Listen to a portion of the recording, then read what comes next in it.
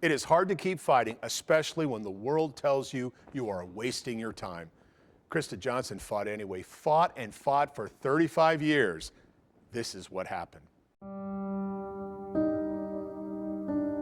Krista Johnson has no childhood pictures. Even though she was adopted when she was just 3 weeks old, she has no photos with mom and dad or friends. There's a reason.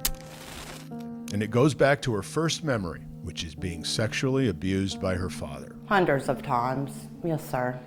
She still doesn't like going into detail. Who would? The rape, she says, began when she was 5. It finally led to her running away from home at 13, which led to her being taken into custody by Wilson County Police, which gave her an opportunity to tell someone this horrible secret. He asked me, he said, "Why are you acting out like this?" And I told him, I said, I'm trying to save my sister. And he said, "From what?"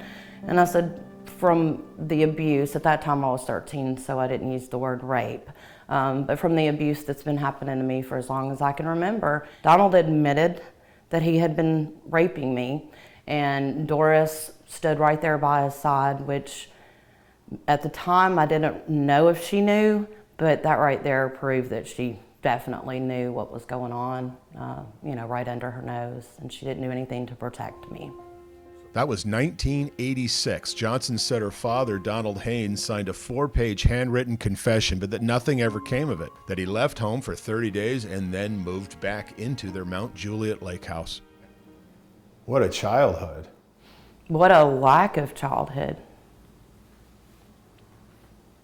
Yeah. Didn't have a childhood.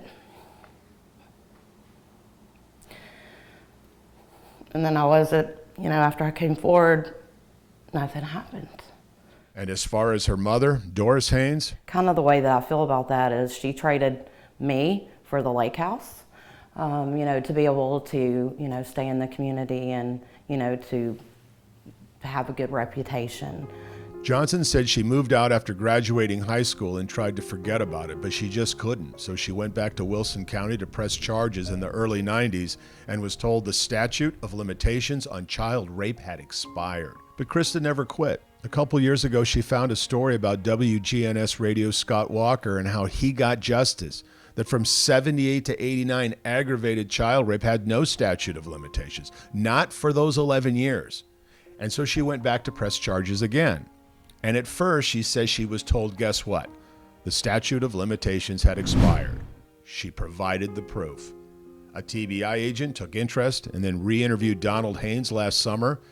The TBI can't talk about the pending case, but Krista recorded a conversation with the TBI agent on her birthday. I hope that I have a birthday gift for you. Donald Haynes is being booked into the Wilson County Jail.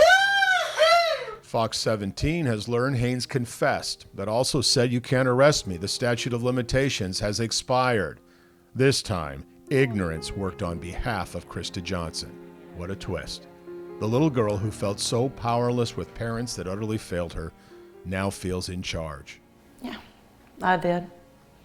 But I'm stronger than both of them put together because I'm going to continue fighting until something's done. A most unusual story with one final surprise.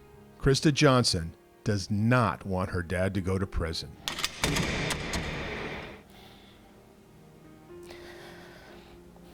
I don't know. Maybe I still love him, as the father that he should have been. We all know what happens to sexual offenders in prison, and just don't want to see him suffer like that. But you want him to be found guilty. He is guilty.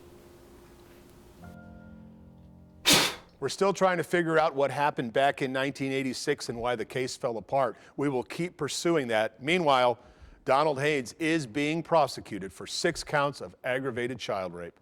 I'm Dennis Ferrier, Fox 17 News, your Code Red station.